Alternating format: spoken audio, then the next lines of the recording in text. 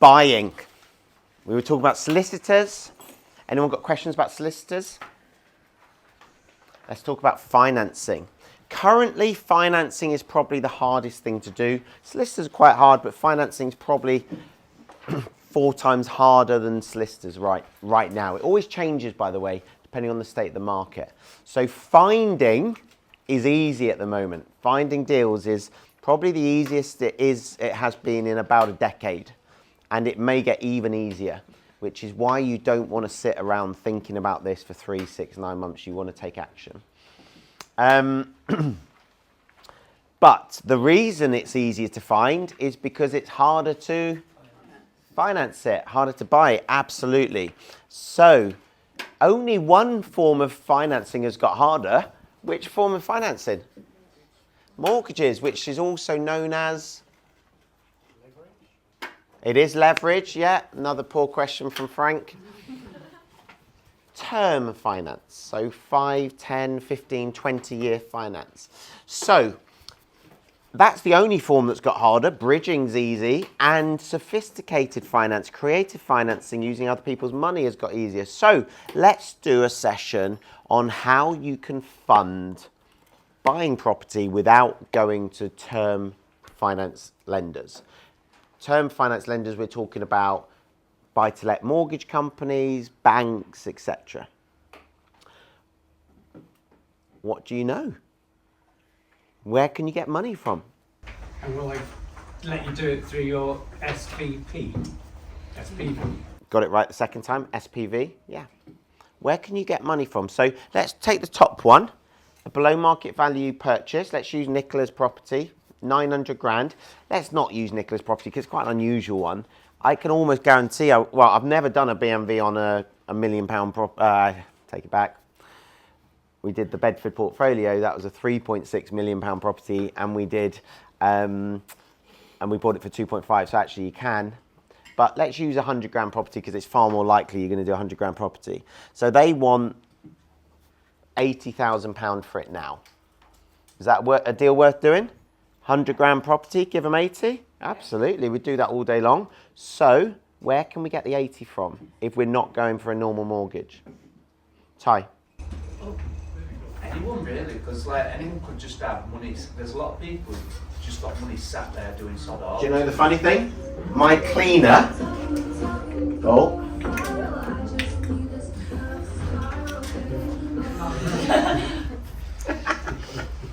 oh, that's funny. Finance investors. Your cleaner. Your cleaner. Your cleaner. We need that. So finance investors is a source, and my cleaner, whom I pay £16, £19 an hour, whatever I pay her, she lent £50,000 to me at 5% for 5 years unsecured. That is an unbelievable deal for me because I can do whatever I want with that 50 grand. I can put it into multiple deals. I can put it into one deal. I can use it on a refurb. It's very flexible money and it's very cheap. 5% is a good price. I pay most of my finance investors 5%, creeping upwards now because of inflation and the interest they can get elsewhere. That 5 years, she's since been paid back, but that 5 years ended about 18 months ago. It's interesting, isn't it? It ended when I separated from my wife because she cleaned our house and she got nervous. That's all it was. So paid her back, no problem at all. And for the majority of that period, Bank of England base rate was at 0.1%. I was paying 50 times Bank of England base rate to her. She couldn't get that anywhere else from a bank, and she's not sophisticated to go and get it anywhere else. So it's a really good deal for her, but a really good deal for me because that 50k, what should it be worth if I do my job right in 12 months' time? Could be worth 100 or 75. It should be worth 75 to 100. And how much will it cost me over 12 months? Work it out, please. 2,500. Spot on. 10% would be 5,000. and he's just halved it, right? Some of you went to get your calculators out. That's fine. I don't care how you get to the answer. But 10% would be of 50,000 is 5 grand, and I'm going to be paying her 2.5. So if I'm paying her 2.5 and I'm adding between 25 and 50 grand, it's a win-win, right? She's not going to get 2.5. By the way, what would 0.1% be in the bank for her? 0.111. Yeah, but let's call it 0.1%. 50 quid? So it would be 50 quid and I'm paying her 2.5 grand. No wonder she recommended her son to me, who also invested with me. And one of her cleaning clients, who's invested, I think I'm right in saying it's either 130 or 150k. It's become a good referrer for me. Yeah. At the end of this, can I just ask about a question about CT61s? Yeah, whatever that is, but yeah. Is that consumer credit? No. What's a CT61? Oh, I know what it is. Don't tell me. Don't tell me. I think CT61 is where you borrow money from a company and you pay interest. Is it? You're gonna crush unless I've got the term wrong. It's the code for when you pay a private investor their interest, you have to deduct the tax at source, unless you're paying it to a limited company. Okay. Cool. Because people obviously, you pay them their 5%, but then you pay them 4% in reality because you're.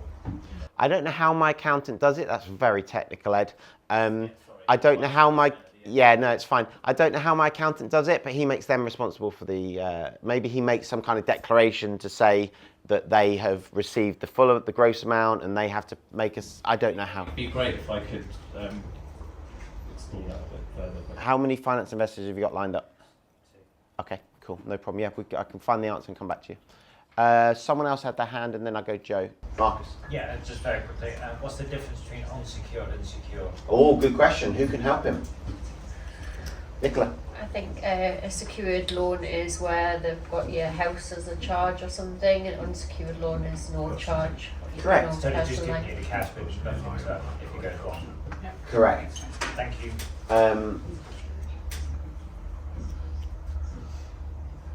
That's spot on. Joe. What if everybody calls in their chips to the bank of Frank. It's not the Bank of Frank, it's the opposite, isn't it? All the banks call in their chips. Yeah, like there's a housing crash and they all want their money back, or they all hear that Frank's getting a divorce and unnecessarily they all get nervous. 3 investors asked for their money back and I started thinking, ooh, I wonder if they all ask for it back. I'd struggle to raise 3 million in a hurry. But I really wasn't worried because what do you think I've done? I'm very risk averse, by the way. You might look at these deals and go, God, that's a lot of borrowing. But it's not. I'm very risk averse. I'm actually very safe. Perhaps you've staggered the times or the contract dates or whether Precisely. it'll be paid back out. Precisely. So some of it's unsecured, some of it's secured, some of it they have to give me 3 months notice, some of it they have to give me 12 months notice, and some of it it's just locked in for the term. It's locked in for 2 years, 3 years, 5 years. So actually you can have a spreadsheet running going, right, the worst case scenario is one person in 3 months can ask for 100 grand. So I just have to make sure I've got a property I can sell, something I can refinance at that point. Bearing in mind, if it really hit the fan, I can just go to a bridging company and get money in 7 days on one of my unencumbered properties. And that's why I like to have a few unencumbered properties. Or if interest rates have gone up to 10% and the bridging company want 20% interest, I could put one in an auction and be paid within 60 days and get the money and not have to have borrowed it. So you just need to have thought these things through, and it's a good strategic question, Joe, absolutely, and that is exactly how I protect myself against it. Also, I would feel really uncomfortable, for example, if all the parents in my son's football team lent me 100 grand, because they're all connected. So if something happens to them or someone within that group gets nervous, they could all call it in. Whereas I feel really comfortable that interestingly, when she asked for her money, her son asked for his money, like on consecutive days, and I thought, the next one's going to be the client, the cleaning client, but she didn't. But I got ready for it. She didn't ask for her money. I think I did have a phone call from her, which is interesting. And I thought, oh, that'll be the phone call to ask for money. But actually, I think she was just sounding me out and checking that I was all cool.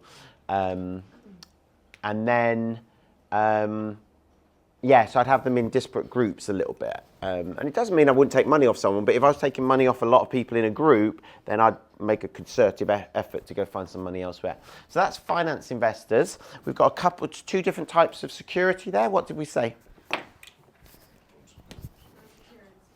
Yeah. So unsecured and secured.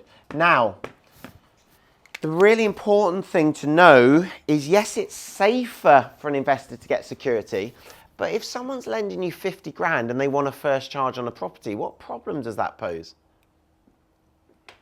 Can't sell the property. You can't sell the property without repaying them, but what else? You can't raise more money. I can't raise more money on the property. So you can only give one first charge. So if I've got let's say I've got 200 grand property and I can buy it for 150 if I buy it quick, and I've got 3 lumps of 50k and they're all unsecured. I can just give the 150k to the vendor, buy the house, everyone's a winner. I can refinance that then, get a mortgage for 150k, pay them all back, and go again with their 150k. If one of those investors requires a first charge, or let's say 2 investors require a first charge to use their funds, now it's really hard. Because I put one investor's money on and give them a first charge. The other investor's unsecured, but I've only got 100 grand now. What about the other 50? Well, I can't put it on that deal because he also needs a first charge. What about if I can do a 50 grand extension, having bought that property, and add 100 grand of value? Great. So I buy it for 150 on a mortgage, and then I take 50 grand unsecured, do the works, and now it's a 300 grand property. That's a great deal. But not if he needs a first charge, because I've already got a mortgage with a first charge. Now I can't put the 50 grand in to do it. So unsecured is a lot better. It's actually better for them, and that's interesting, because I will come to you, Ed. That's interesting because not many people would think it's better for them. It's better for them. Why? I can make myself more money, which makes it easier to pay them, more secure to pay them, ironically, and I can perhaps pay a higher interest rate because I can do more with the money. I can move it quicker. I can do more with it. I had one more point, and then I'll come to you, Ed. I do give personal guarantees, and that is very reassuring for investors. So a personal guarantee on a loan is basically, not only do I owe you this money, but, and maybe they've lent it to a company as well, if the company defaults on the money, then I can, I am responsible for paying you regardless. So the only way they can now lose money is if I go bankrupt. Only if I don't have the money do they lose it. If I choose not to pay them, but I've actually got my own home with loads of equity in it, or my portfolio of loads of equity, and that's where having a portfolio and being able to demonstrate. And by the way, only one person ever has asked to see my portfolio. One investor. It's the guy that sold the hotel. He said, look, Frank, I believe you, and I've like checked you out online and stuff, but I'd feel much better if I could just see your portfolio. So I sent him a spreadsheet, obviously in confidence. I didn't want him putting it on the internet, but he could see every property I own, the values of those properties, the lending against them, the equity. And when he looked down and saw 5 million at the bottom, he's like, oh, he's good for my 450k. And so that personal guarantee was really worth it to him. But every other person that I've ever given a personal guarantee has just assumed the risk that I might go bankrupt and not be able to pay them back. But what I say to them is, I'm going to do that anyway. I will move heaven and earth to pay you back. People ask me, what happens if you get ill? What happens if your business stops performing? That's quite a common question. I say, look, all I can say to you is, I will move heaven and earth to repay you. To the extent that you haven't asked for this, but I'll give you a personal guarantee, which means that I have to go bankrupt before you don't get your money back. And they're always, no one has ever said, no, I'm not comfortable with that. So unsecured is a lot better, but I do give a personal guarantee. But that isn't it's legally binding if I default, but it doesn't sit anywhere. It doesn't sit on a property, so it still gives me the flexibility. I like to think it's the best of both worlds. Ed. I've actually got a few questions now. first charges, are they assignable? Can you move them around? Can you... No, but you take it off and you put another one on. And you can do that, a solicitor can do that simultaneously. Okay. So Good. in effect, yes. Right. And is that universal? Do you have to build that in from the start in the paperwork? No, a first charge can only be removed if the charge holder consents to it, and the only way they're going to consent to it is if you repay their money.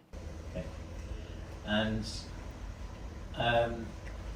with the PGs, in the event of death, illness, are you... So you said you had an LPA for the vendor. LPA? The hotel. LPA. The power of attorney. Limited power of attorney, yeah, got that. I'm trying to work out the acronym, yeah.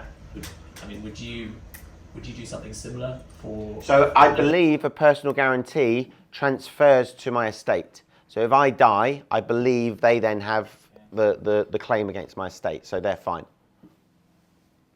Is that your two questions? Yes, thank you. Great. BMW. So I'm buying a BMW deal. I need to raise this 80 grand. Finance Investors, one of the places. Any more? Make your own savings. Yes, you can use your own cash. Absolutely. So you can do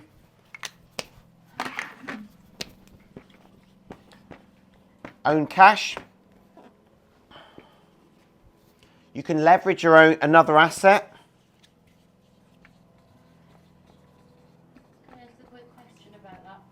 Yeah, just let me finish off on that if that's okay. So leverage another asset. You could have a boat, a car that you take finance on. You could, and this is interesting, you have to start thinking from a wealth perspective. Here's a question for you. If I borrow money, please write all these answers down, on a 100 grand house, assuming I pass the stress test, how much money can I borrow on that 100 grand house as a buy-to-let? Write down your answer, please. 100 grand house, how much money can I borrow in that 100 grand house? What interest rate will I pay on the money that I borrow?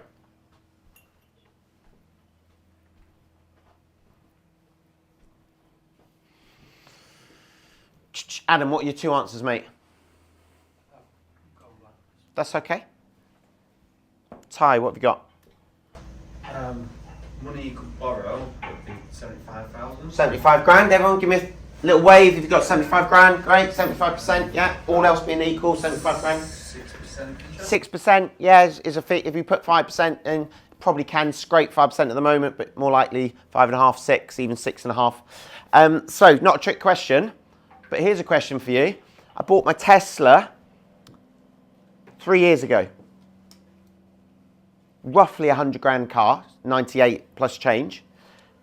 I was willing to pay cash for it, but I didn't. First car I've ever financed, because I don't like financing doodads. Anyone know what a doodad is? Rich dad, poor dad?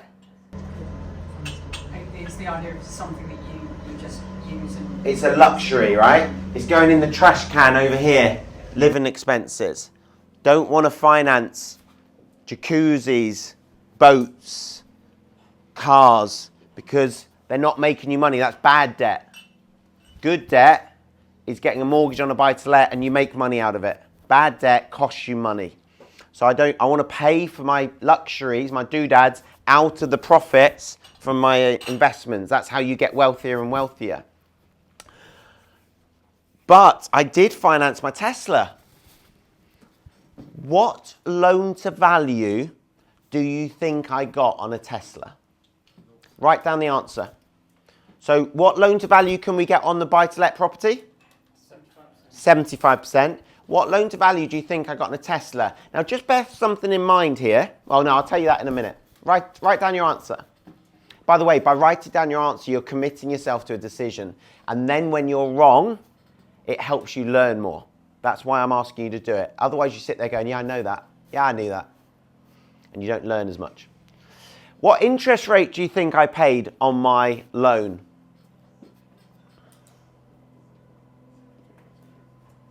And now, do you think it makes a blind bit of difference whether I finance a car or a house Or do you think, without knowing the answer to those questions, you can tell me whether I should finance the house or the car?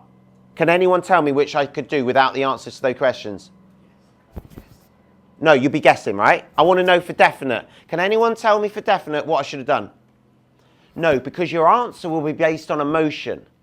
It won't be based on logic and me making as much money as possible. Are we all happy that we want to make as much money as possible, yeah? If you're going to do something, you want to be paid as well as possible for it. So, you have to know the answer to the question. Now, are we comfortable that if the finance on the car is better than the finance on the house, we should get the finance on the car? Yeah. Are we happy with that? Yes. Steve's not sure. Sorry, just for my answer, I'll tell it as 100% for incentives for an electric car. It's interesting, we'll get it. It's nothing about electric car out of it, just so you know. Tax-wise, it was bloody brilliant, so that was a bonus. And it came with free supercharging for the lifetime of the car, so I basically try not to put any of my own electricity into it. But those were just side benefits, layers of icing, there's a theme. But who would like to have a guess at the loan to value on a Tesla? Nev. 96%. 96%. Any others? Any other guesses? 100%. 100%. Joe? I said 95. 95, 99. Now think about this for a second, right? The house is fixed to the ground and they put a legal charge on it, right? The Tesla, I can drive into a forest and set fire to. I can drive it over to Europe. They never know where it is. Yeah, they probably do on a Tesla. Lloyds Bank don't, and Lloyds Bank underwrote it. They lent on £98,000 plus change. They lent 97,250. I had to put £750 down on an asset. The house, by the way, goes up or down in value? Up, significantly up. And they'll lend 75%. The car, at 100 grand, goes up or down? It's guaranteed to go down. The moment I buy it, it loses a shed load. And they basically lent 99.25% loan to value. Interest rate? 4.9%. Fucking cheaper. It's nuts. Absolutely nuts. But it's the principle. So actually, I could not put 100 grand into it. My wealth generating genes didn't allow me to waste my money in that manner. So I was better off taking the finance from them, thank you very much, Mr. Musk, and putting it into a buy-to-let house and buying it cash. So consider leveraging other assets. It is worth it. And the car is tax deductible. I bought it into my company, which was brilliant. So then my company can lend me 100 grand. I got 100 grand out of my company, tax-free. Plus I get free supercharging on the, what did I have before? I had a diesel Jag before. I was putting about 160 quid a month fuel into it. I'm not putting 160 quid a month into the Tesla because I use supercharging when I can. There's loads of benefits, but it's interesting. So leveraging other assets. Have we got anything else for below market value investing? Refinancing one of your homes or your home. Yeah, absolutely. So that is leveraging another asset like your own home. So I talked to someone yesterday, can't remember, and I think we had the conversation. It was maybe a 500 grand house and there's 200 grand mortgage at the moment, 250 grand mortgage. And what we worked out is quite easily those people could take 100 grand extra out, take a 350 grand mortgage, and now they've got 100 grand. Do you know the brilliant thing? If you borrow it from the bank, there's no tax to pay. It's borrowed money. You don't pay tax on borrowed money. So you can go use that. Of course, you have to pay it back at some point to the bank, but I don't care, because if I take 100 grand out today and pay it back in 5 years' time, that 100 grand should be worth best part of $1 million by then, if we've worked hard on it. So yes, leveraging other assets. The other means, has anyone got any more for below market value purchasing? Did you cover bridging? We didn't, thank you so much.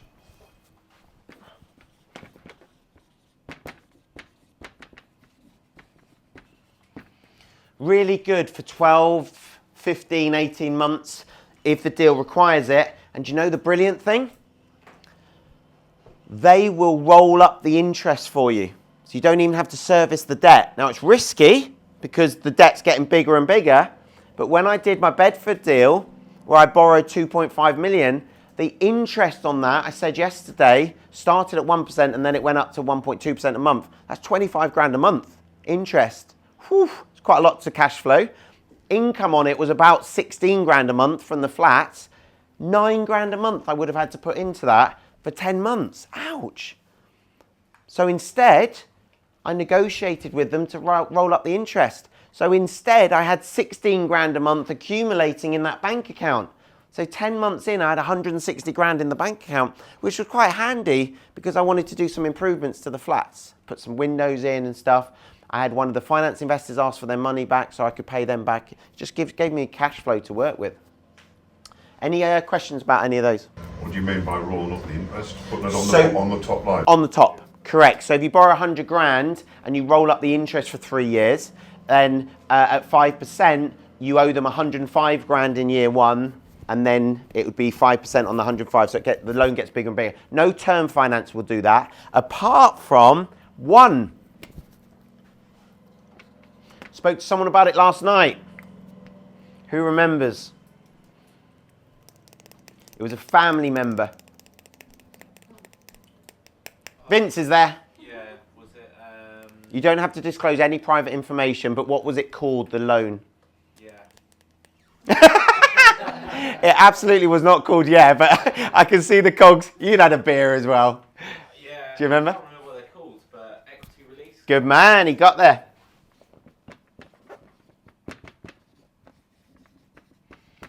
Equity release is brilliant.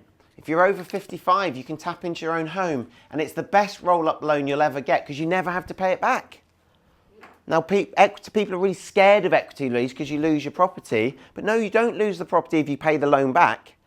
But it's a roll-up loan at a very competitive price. And again, a bit like the car conversation, don't go and get a bridging loan at 12% if you've got an unencumbered property and you're 55 years old or older. Because if you're 55 or older, you can take a equity release loan.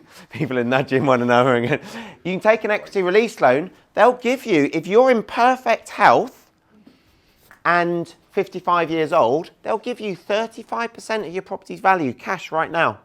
You could go work your socks off on that. They'll probably charge you about 6-7% interest, way cheaper than bridging loan, but you don't have to service it. In fact, you never have to pay it back. I will come to you, JJ. You don't have to pay it back until you die.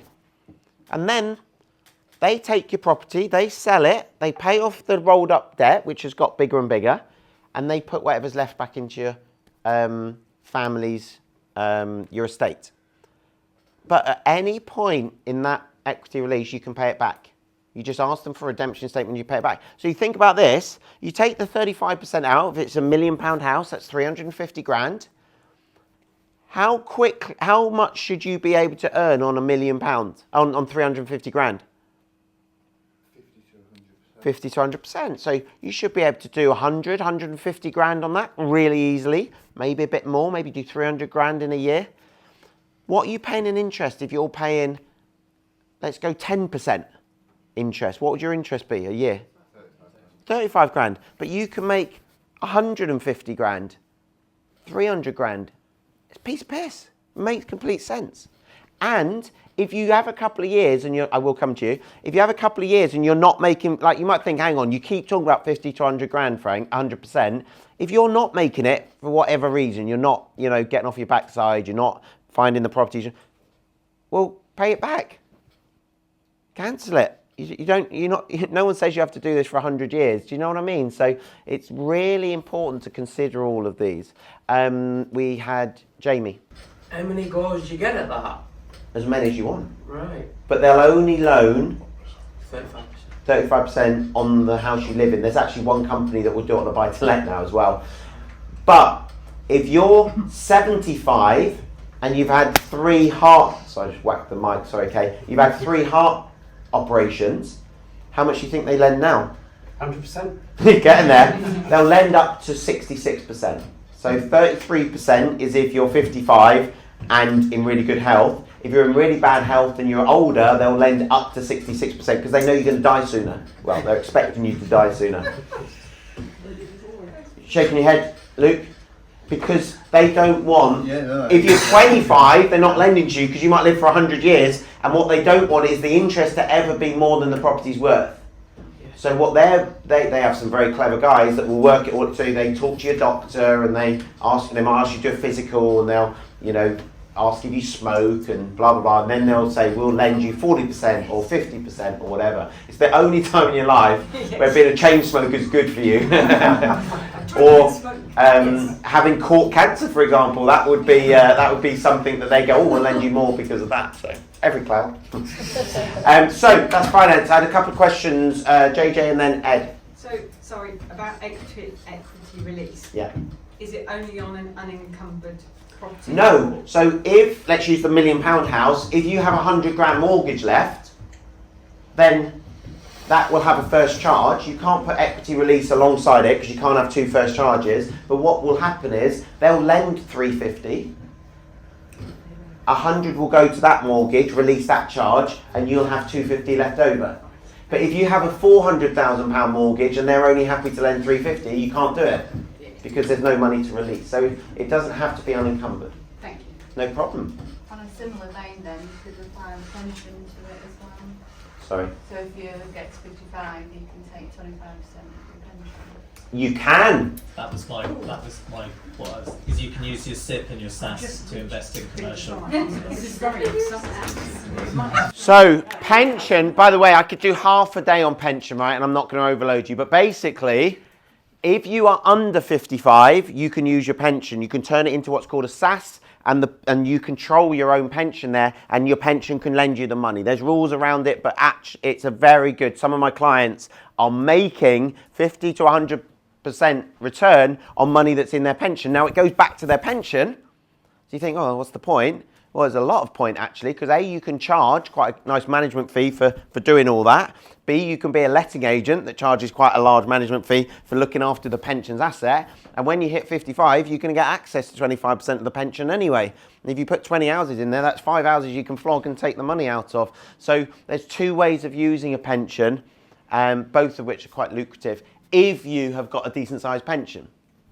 Not everyone does, but if you do, some of my clients have come from corporate, and that one thing on their own is amazing. Are you getting the message now that there's a lot of ways of financing property? So here's the one we've not talked about yet. Control now, pay later. Where does the money come from there? The rental income that you save up over that pay later period? The rental income services the debt. Where's the loan come from? This is a really weird concept. The vendor. It comes from the vendor. Thank you, Helen. A control now, pay later. The vendor lends you the money. Isn't that crazy? Can I buy your house, Nev? Yeah, go on then. Will you lend me the money to buy it? Yeah, here you go.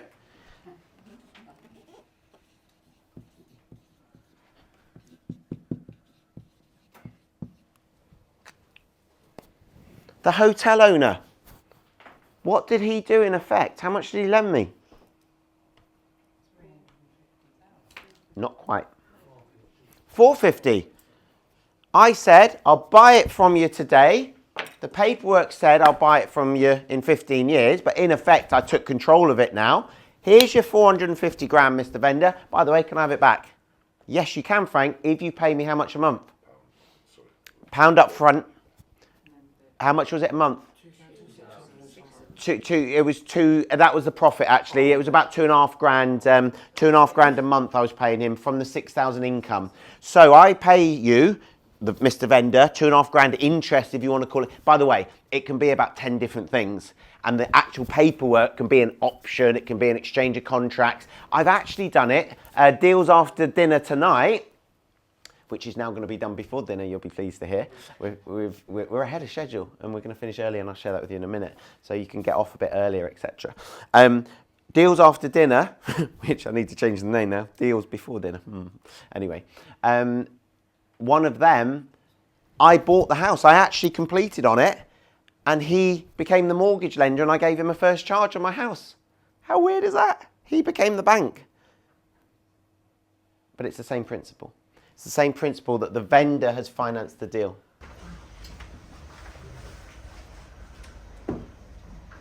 How long did it take to repay that out of interest? 15 years was that one. They're not always 15 years, they can be 5 years. The one we're doing is vendor finance. Partial vendor finance is the one Helen and I are doing, where the vendor's lending us 100 grand of the purchase price and we're paying her back over 3 years. So the one that I'm just talking about there was 15 years. The one after dinner, deal after dinner, 15 years. They lent 97% of purchase price. They wanted a little bit of skin in the game. Quite an expensive house. And the reason I did it is because I couldn't borrow enough on the house. It's a £250,000 house and the stress test didn't work. So I could pay him 187 grand or something, BMV. And he was like, oh no, I want 250 for it. And I said, okay, I can do you 250, but I need you to lend me 235 is what he lent me. So my business partner and I put 15 in and we got a £250,000 house with £15,000. That's unbelievable. Look at that over 10 years, and we'll do it after dinner or before dinner. Look at how 15 grand will come to you, Nicola. Unbelievable. Fixed rate interest only loan for 15 years at 5% interest. That is unbelievable. At a 97% loan to value. It's better than the Tesla. But no bank would give you that. No bridging provider would give you that. But it was worth it to him because he didn't want to sell at 187 grand. I said, what are you going to do with the money? He said, I've already built my bungalow in my daughter's house down in London. He said, I've got it. I just need to move from Nottingham and go there. He and his wife were so sick, they couldn't walk upstairs. Kids had thrown stones through their windows and they hadn't fixed them upstairs. Massive big house, 4 reception rooms, 4 big bedrooms, ceilings like 3 times higher than this. Sad, sad story, passionate about how I've helped him. He still sends me a Christmas card 8 years later.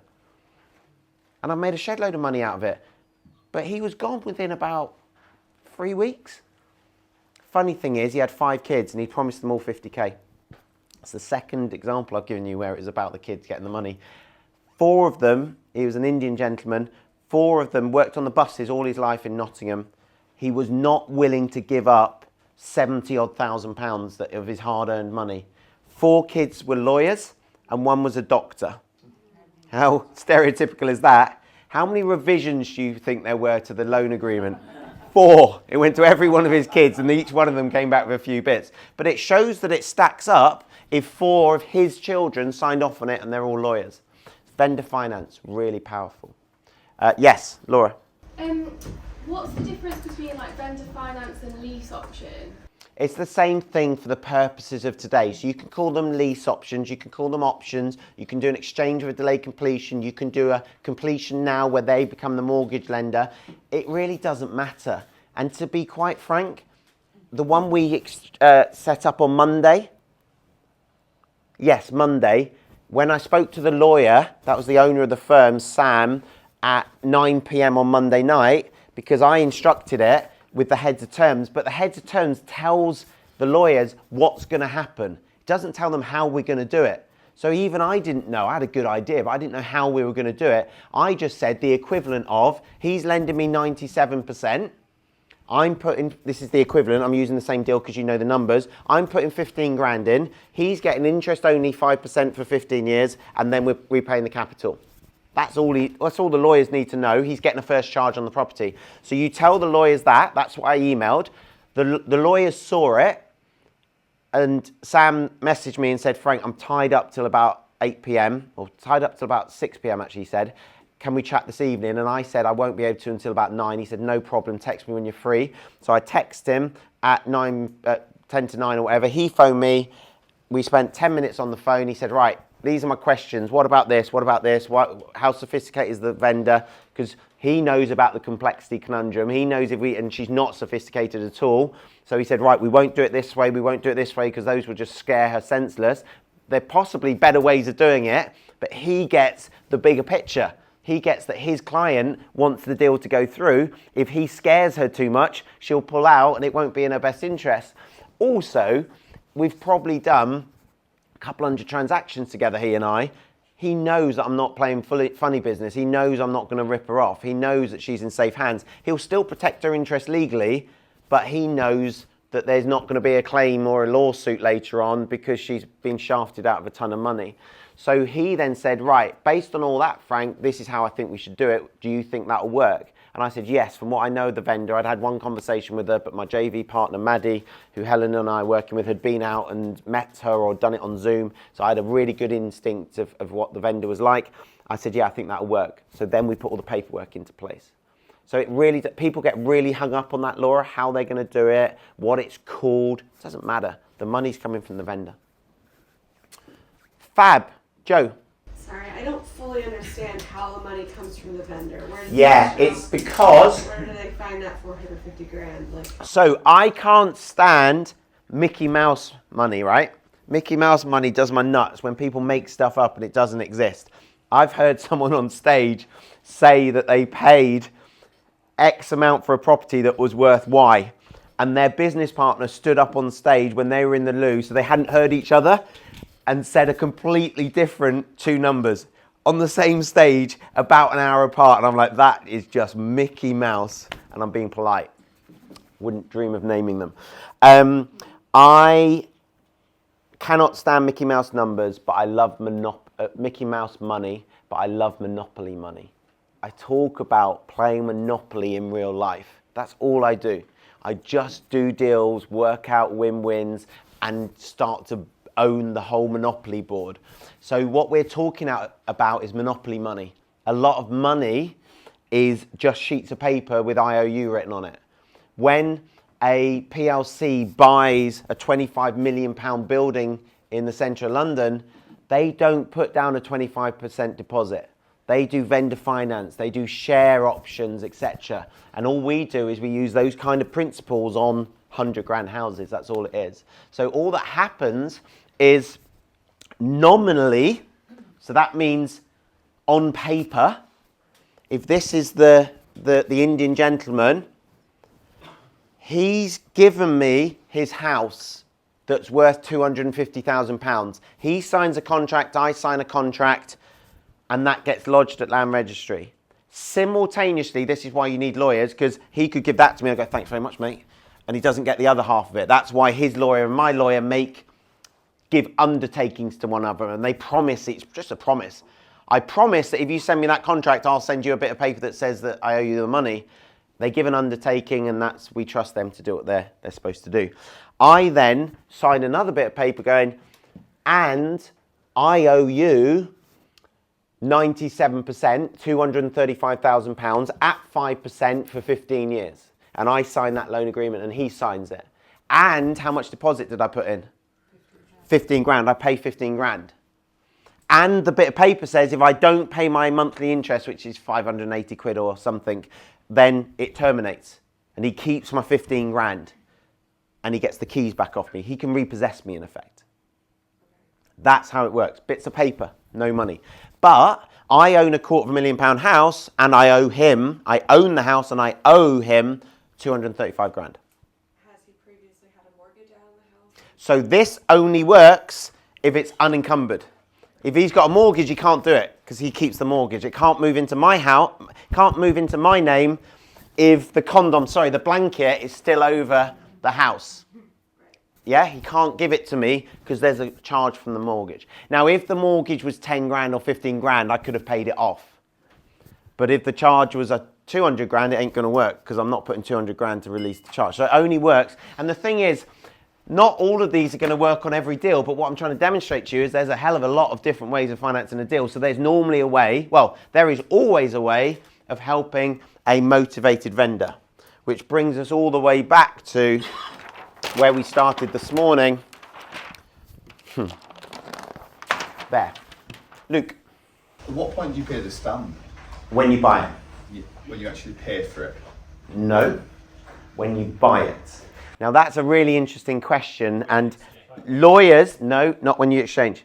Lawyers disagree on this. So what I generally go and do is I go and ask a lawyer who's going to give me the answer I want, and then I can rely on their professional indemnity. So I have had lawyers tell me that it's when I pay for it or when I complete on the purchase. Now, normally, if I'm buying your house, Wayne, and we exchange today, and I am completing on my house 20th of October, you're still living in it until the 20th of October, and you might be buying Helen's house, and we're in a chain, and I get the keys at 2 p.m. because you've got the money, and I can move in, and then you move to Helen's house, and that's how, you know, the crazy system in the UK works. But when we're dealing in buy-to-let properties, no one's actually moving house. So it's just when do I get control of it? So if we exchange today and we're going to complete in 15 years, but I get control now, I have had lawyers tell me, incorrectly by the way, that I only have to pay stamp when we complete on it. So I pay stamp. If they put that in writing to me, brilliant. I have had other lawyers tell me that I've taken control of the property. I am acting, it's called specific performance. I'm acting as though I now own the property and I need to pay stamp duty for it. Well, they're the experts. I'll do whatever they say. So it depends on the specifics of the deal. It depends actually, and by the way, a few bits of paper can mean I pay stamp duty now or stamp duty later. A few different bits in the agreement. And we're not being naughty here, we're just playing by the rules. We're not changing the rules. HMRC say, if this, and this has happened, you pay stamp now. And if this, and this hasn't happened, you don't pay stamp now. So if we really don't want to pay stamp, then we make sure we're in this category. If we're happy, if it's a 100 grand property and it's 3 grand stamp, I don't mind paying stamp. And if it's 4 months between exchange and completion, who cares? We'll just pay it now. But you just have to know the rules, and then you pay them. So it depends. It depends. Any more questions? Great. So I have some really good news for you. We'll go to lunch in about 15 minutes. Sorry? That is good news. We've brought lunch forward for you a bit. But more importantly than that, we've brought dinner forward for you. So we are eating. We've got a private room for our dinner at 6 o'clock. So we've brought that forward quite a lot. And you guys must be smart cookies because I'm so ahead of schedule. It's untrue. So I will be finished with all of the content by dinner. So we will finish at 6. We'll have dinner together. And then you can chill out, go to the jacuzzi and the pool. You can drive home and get home at a reasonable time. Is that good news for you? Cool. I want to be really clear. I've not cut content out. It's just that we've got through it a lot quicker than I thought. I didn't know how many questions there'd be. We've had a good number of questions. But also, I didn't know how hard some people it would be to get everyone on the same level. And you did a lot of hard work yesterday, and we got everyone to a really good level. So today, I've felt really comfortable doing the complex stuff quite fast. I'm also going to circle back. I will come to you, Jamie. I'm going to circle back to planning because we've got a bit of extra time. I can really help you now to get a solid plan, and I can work with you. I'm going to invite one of you up on the front. We're going to write a plan in front of everyone actually after lunch, and I'm quite excited about that. Jamie, you had a question? Is there any of them on the board there that you're less apt to go towards? Less? Yeah. Or would you just use them all regardless? Well, I use that quite a lot, Yeah. as I've explained. I've never had a pension. I've got about 3 grand in a pension from 2 years of teaching or something ridiculous. So I haven't farted around with that. If like one of my ex-wives had had a massive pension, we definitely would have utilised that, but neither of them did. But my clients have made hundreds of thousands of pounds just from tapping into their pension. So I haven't used it. But it's brilliant and I know how to use it, but I can't magic a pension for myself. I could actually pay into a pension, but I've worked it out, spent a good few hours with an accountant working through all the numbers, and by the time I've paid all the tax and put it in, yes, it's quite efficient getting it back out, but it's trapped in there. And when I consider that, I'm only 41, it's 14 years, that's just not worth it. So no, I won't do that. So in my opinion, don't bother putting a load in just to use it. But if you've got a load in there from a career previously, well worth it. Own cash, well, yeah. I'm really keen on using my own cash to the extent that on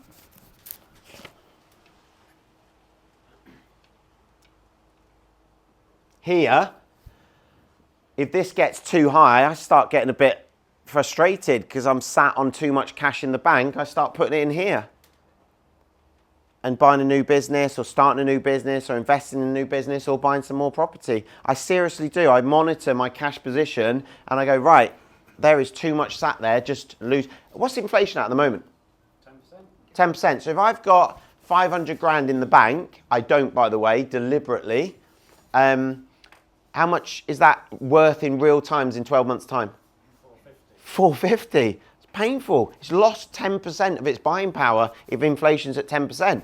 Compared to, if I whack it into a property, how many properties of 100 grand can I buy with 500 grand? 20.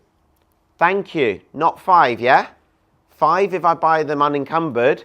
If I use the bank's money, it's 20. That's 20 properties of £100,000. How much money is that in value of property? 2 million. 2 million quid going up by 10% in a year.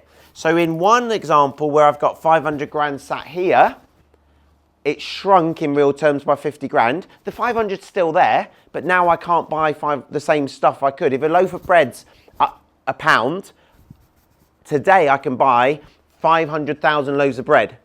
But next year, a loaf of bread won't be a pound, it'll be £1.10. And now I can only buy 450,000 loaves of bread. That's what I mean by it shrinking in real terms. So it's shrunk by 50 grand if I leave it here. And if I whack it in, now we're not going to put it into 20 properties, right? You can't do it that quick, but it's the principle. If it's in 20 properties, 2 million quid's worth of property has gone up by 10%. What's it now worth? 2.2 million. It's gone up by 200,000. So in this example, I've got 700k now because the 500's still there. I've got 700. And in this example, I've got 450 in one fucking year. Just by being a bit comfortable or a bit lazy compared to being active and feeling the pain. Now, I'm an idiot if I've got 500 grand and I put 499 in here. I want to be sensible. I might leave 50 grand or 100 grand in there, but I definitely want to be putting them in the green. So, yes, I use my cash because I'm a knob if I leave it sat in my bank. And if you're sat there with loads of money in the bank, I want you to feel the pain. I want you to think you haven't been a knob. Frank just called me a knob. How many times can I say knob in one sentence? Joe? Do you treat the home that you live in differently than Yeah. you treat your properties? Yeah, the home you live in is a doodad. It's a liability. So why have you just bought that home you're telling us about, that 900k home? Why? Oh, why are you a hypocrite, Frank? Yeah. Because what's more important than money? Lifestyle. Nothing. Nothing. Happiness. I do it all for happiness, right? I'm actually not very materialistic at all, which is ironic. But I'm really not. And I think that's why I enjoy the game so much. I think that's why money flows so smoothly for me. It's because I'm not that hung up on it. I just treat it like Monopoly. And so I could go live in a 50k flat. I'm sure I could find a 50k flat somewhere. Sunderland, there we go, yeah. But I wouldn't be as happy. I've got 3 kids. They're really excited about, like my youngest son, he's 10. He wants to start working out with dad, but all the local gyms won't let him go in until he's 14. So we're going to have a gym at home. It's got a gym, so he's going to love that. I really like a jacuzzi. I spend an hour a day in the jacuzzi. I do my education in the jacuzzi. I love it. The kids jump in with me and then they get bored and they get out and then they go to bed and the missus jumps in. It's really nice. Like I find it a really relaxing place. You're out in nature and stuff. Like if I didn't, jacuzzi's like 15, 20 grand. I don't have one in my own house. I was saying this to someone, I'm really, in my girlfriend's house at the moment, I'm really missing it. I had one in my last house, but my ex got the jacuzzi. So for me, that's more important, way more important. So yeah, it's a 920. Why didn't you just rent a 900 grand house? Yeah, I could have rented it for sure. That's partly Paula, she wants to own it, and also partly what's available, and also security. If you rent, you can be kicked out. So Are you paying more back on that or just paying the interest? that's interesting. I would have gone interest only because my money can work harder, but Paula wanted to go repayment. and that's fair enough. And there's good reasons for being repayment on your own home. It can go either way. It depends on your personal situation. But again, it's not worth it to go interest only to make more money if she feels nervous about it. Now it's impacting on her and my happiness, and that's the most. So you have to be really clear on your priorities, which ironically is what this is about. That's why I start with, right, what's it cost you to live a month? How do you feel about it? And I have people say, I live on that, and it's a really low percentage, and they go, but I'm not very comfortable. Like one person said, my wife keeps moaning about the fact we don't fix anything in the house.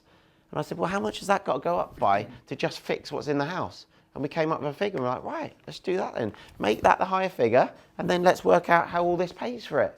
You have... So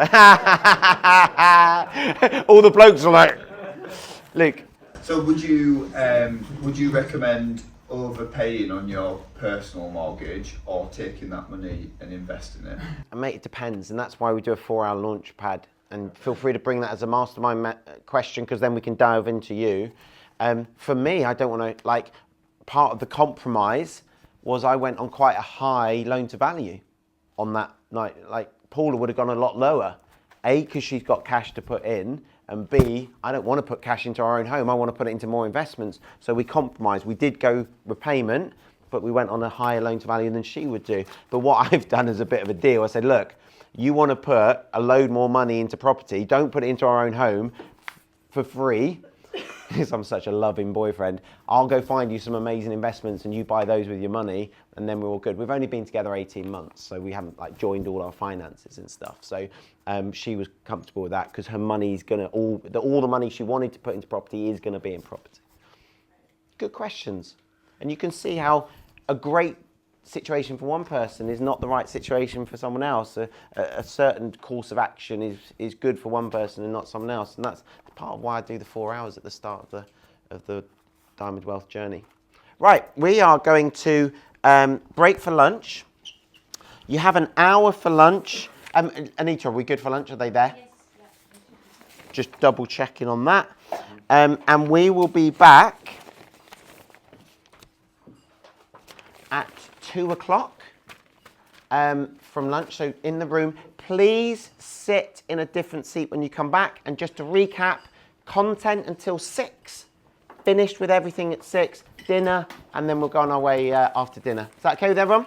Cool. See you. Have a nice lunch.